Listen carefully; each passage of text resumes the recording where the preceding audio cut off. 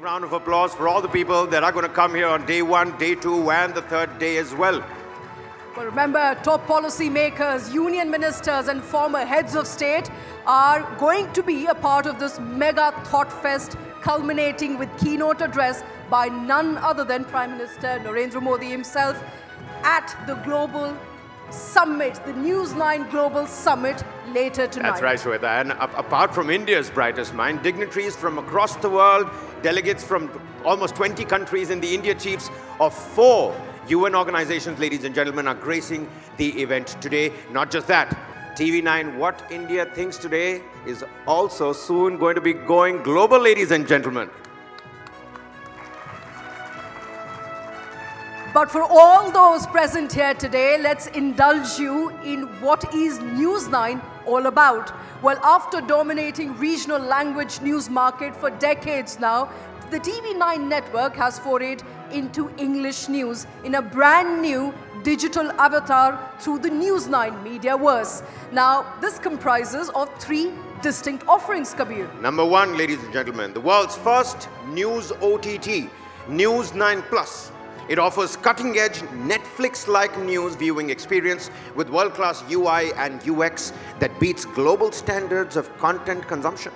And the News 9 Live, India's first and only digital exclusive connected TV streaming platform that offers round-the-clock global, national, political, domestic, business and sports news. And of course, news9live.com for all of you those out there that still like to read news in all its nuance and intricacy.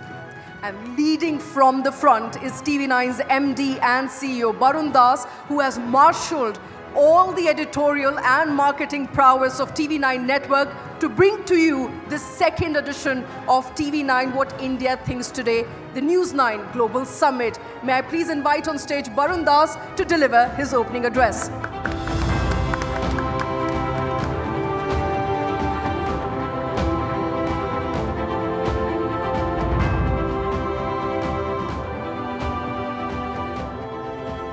Thank you, Shweta and Kabir. The Honorable Tony Abbott, former Prime Minister of Australia, Madam Maria Ahmed Didi, former Defense Minister of the Maldives, His Excellency Nao Gilan, Ambassador of Israel, our distinguished guest, delegates from all over the world, ladies and gentlemen. It's my pleasure and honor to welcome you all to the News 9 Global Summit, which is the day 2 of TV9 What India Thinks Today. It's only the 2nd edition of our flagship annual summit, but I'm delighted to tell you that it is far bigger in its scope and more novel in its architecture and formats. The summit theme ponders over a bold aspiration, India poised for the next big leap. Notably, to get an honest outside-in view, we have invited several distinguished leaders and experts from all over the world, in fact, from over 20 countries, to share their perspectives and prescriptions. TV9 Network is grateful to them for investing their time and energy in this enterprise.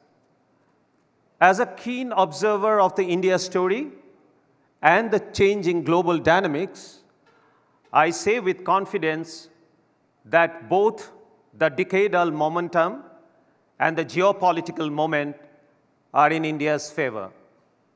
There are 2 pillars of global dynamics, geopolitics and geoeconomics.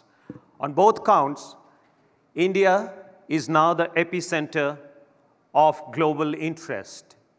Our country is being recognized as a new leader of the global South, not only as a champion for global peace, but also, as the IMF rightly said, a bright spot in the global economy. The other big economy is facing its own set of challenges. China's territorial ambitions are being seen as a threat to a rules-based world order. prompting democratic nations to shift away from it. For almost 3 decades, China grew exponentially, courtesy-free Western markets, even while keeping its own economy largely closed.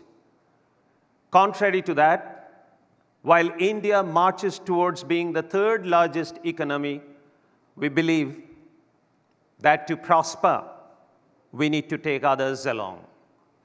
Hence, India's focus on one family, one earth, one future is the template the world needs.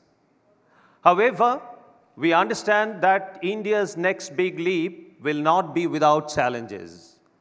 We still have major conflicts going on in Europe and West Asia that could flare up into global crisis at any time. At the same time, the process of deglobalization is going on. More and more countries want to be self-reliant in critical areas. If tariff walls go up around the world would be greater friction in trade and commerce, significantly reducing benefits to consumers. The uncertainties in supply chains will also have a severe impact on inflation and could push millions into poverty. There are many issues India and the rest of the world have to deal with.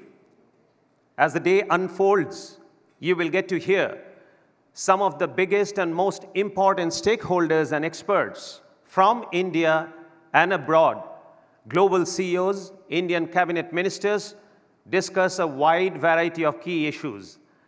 And of course, we will get to hear the overarching vision for a new India, the dream of a Viksit Bharat from the architect of the plan himself, the Honorable Prime Minister Shri Narendra Modi ji later this evening. I have no doubt we will get several excellent insights, solutions, and actionable ideas from these conversations. Therefore, I invite you to make the most of the sessions and the networking opportunity. With that, let me hand you back to the MCs. Thank you very much and welcome.